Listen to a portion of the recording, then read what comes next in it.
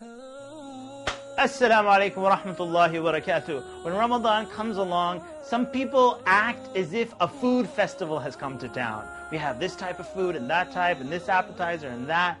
And Ramadan is actually a month of fasting. That means that the month is not about eating. The month is actually about feeding the needy people, putting in the effort. The Prophet ﷺ said, whoever feeds a fasting person gets the reward of that fasting person with the same reward without taking away from that fasting person. So this Ramadan, don't focus so much on attending all these food festivals, focus on feeding the needy.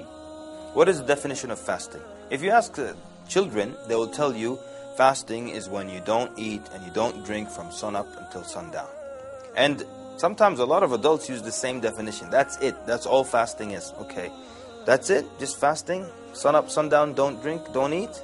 What happens then if I'm fasting and then I forget that I'm fasting and I eat?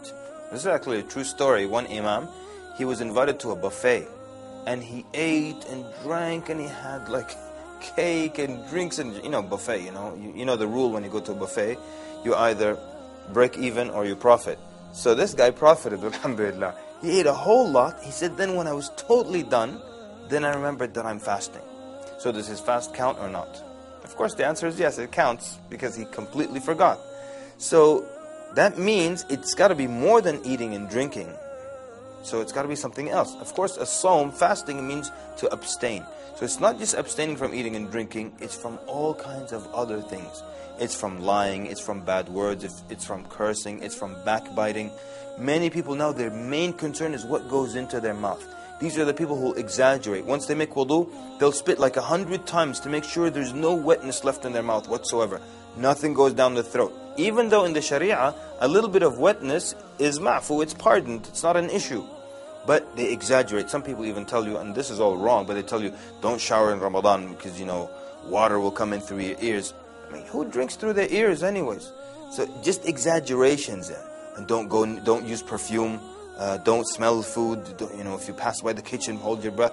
All these exaggerations, just making sure nothing goes inside. But they don't care what comes outside.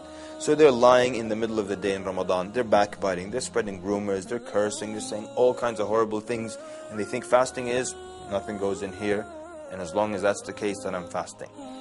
The acts of worship, one of their aims is to improve our manners. And we see this across the board with all kinds of acts of worship. With fasting, it's very clear and very pronounced because the Prophet ﷺ taught us that if you're fasting and someone is fighting with you or cursing you or anything like that, you say out loud, Inni sa'imun, inni sa'imun. I am fasting, I am fasting. You say it out loud also so they hear, and maybe they'll be put to shame a little bit and refrain from, their animosity or their fighting towards you. So the purpose of fasting also is to improve and have an impact on our mannerisms and our akhlaq. So remember that when you're fasting, it's not about what goes in only, but it's also about what comes out. And what comes out can be far more serious than what goes in. So be sure in this month in Ramadan, you're very, very careful about what you say. You're very, very careful with your tongue. And may Allah subhanahu wa ta'ala accept from you. Wassalamu alaikum wa rahmatullahi wa barakatuh.